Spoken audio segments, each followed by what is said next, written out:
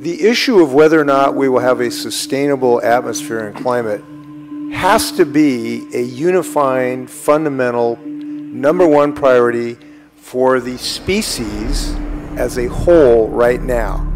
Because of all the other problems we have, no matter if we solved every problem from acne to, you name it, speeding, that would be totally useless without a sustainable system.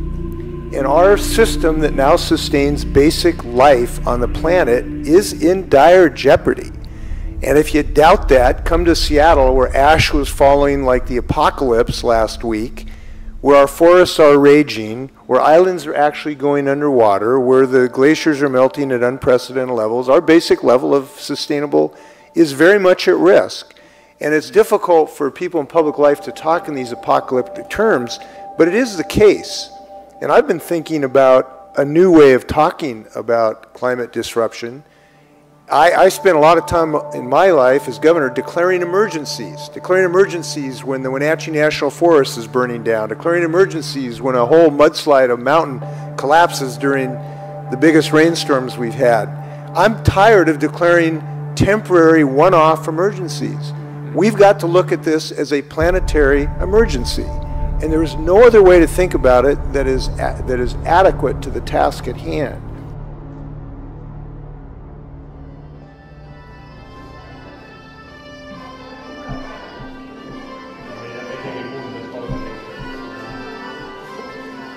So that's when I would say, okay, you can put it all out there, but then, hold on, this AI, is this going to be held by certain companies or certain countries? We know there was a major nation-state leader who said last week that the country that controls AI will control the world. So that was the Russian leader, wasn't it? It's as easy as looking at it and swiping up. We've handed over, think about how much Google and Apple know about you.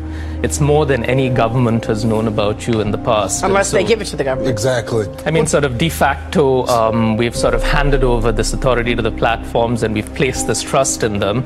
And so I think for a majority of the population, that's just going to be the reality of everyday living. To be the pathway towards equity, towards progress, towards prosperity, basically, World 2.0.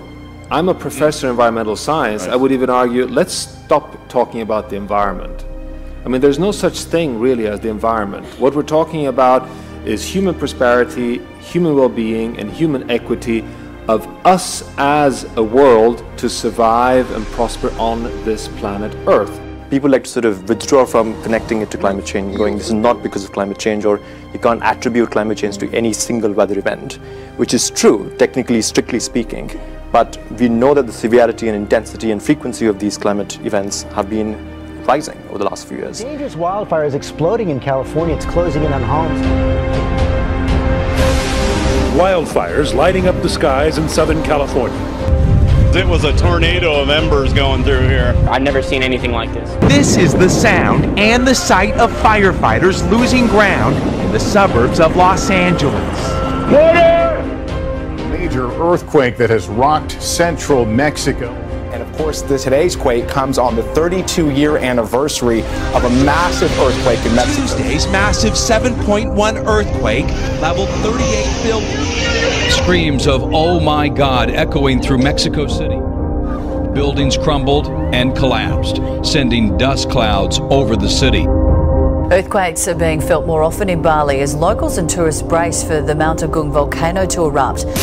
After storming through the Caribbean, Hurricane Maria slammed Puerto Rico on Wednesday, the 10th strongest Atlantic hurricane ever recorded. After Hurricane Maria ripped apart the island's entire power grid. Now families across the island trying to prepare for the humid darkness of life off the grid. Is it possible to project what will happen with these weather events in the future? Will they continue to get more intense? So, I mean, I think the projections and the science are showing that the intensity of these types of events will increase. Second, let me speak to the accelerating progress we're seeing in artificial intelligence. Over the last 5 or so years, we've seen amazing progress in automation, machine learning, and AI. Whatever Estonians do as citizens these days, it's likely to involve their e-card. This is how Estonia works. Everybody has a card to access public services online. And here's something for the philosophical among you to ponder on. Estonia has basically embarked on an experiment that certainly smudges, perhaps even erases, the connections between state and country. If the state's functioning components can be sent down a fibre optic cable to work perfectly well from the other side of the world, well, will the states of the future need a fixed location at all? This way, the government also knows more about its citizens. To many in Europe, this idea of an all-knowing state is a big worry. Digital ID is part of every regular ID card in Estonia already for the last 16 years. You know, digital identity is automatically created at the birth. A doctor enters the details of a birth into the system, and without the doctor herself recognizing this, in the background, the system is creating digital identity for a baby. Parents later add the name, of course, without going to any office, and the digital citizen is born. Forget the cash or the plastic. Now your payment option is right at your fingertips, literally. Customers at the Cost Cutter supermarket at London's Brunel University are the first in the world to pay for their groceries with finger vein scanners. But today, this shop became the first supermarket on the planet to use the new technology. Another step, or finger to be precise, towards consigning cards and cash to history. Works by using a small infrared scanner to detect unique patterns in the veins in a person's fingertips. The information is then linked to a customer's bank details. So digital services can offer seamless coming into this world, seamless life in Europe for all our citizens, if we take it in our hands to guarantee for them. But this is not the only thing which we need to do, of course. One thing is identity. One thing is digital services. So, do you think it's more inspiring or alarming overall to have this kind of technology available to us? Overall, it's pretty alarming because nobody really realized how it is changing our world, and nobody really realized the side effect it is going to have on our political regime, whether they are authoritarian regime or democracies. All those regimes are going to change deeply because of those technology. And this is a question nobody really asked the people who govern us. On these screens, you can see that every person in the room is filmed real time. The grid you see here is analyzing my face. Our cameras can now recognize me, even from the side or when my head rotates 30 degrees to the left or right, or 15 degrees up or down. All employees at the company have given their face prints. Cameras film and record every move. Meanwhile, the technology continues to advance, and researchers are looking at even more complex and advanced algorithms for this sort of thing. I mean, just a couple of examples over the last month. Cambridge University now say they're looking at a system, they've developed a system which could potentially identify people with scarves over their faces or wearing hats. So, I mean, you're looking at something potentially in the future when this technology really does start to take off, where you could walk past a camera and you're automatically added to a database. You wouldn't necessarily know about it, and therefore, you know, as your human rights may say, well, you can complain and get something done, you just wouldn't even know that it happened. You know, should we start thinking about this as AI as kind of a basic human right? You know, if you go over to the United Nations, you know, they have a wall with the basic human rights, the things that they believe in. Is this going to be so fundamental to our society that every country should have, every person, every company should have some kind of democratized access, that AI is a basic human right? And that is you know, AI is not an SDG, you know, today, but should it be? Or should it be part of all the SDGs? It's hailed as progress, but also poses ethical questions.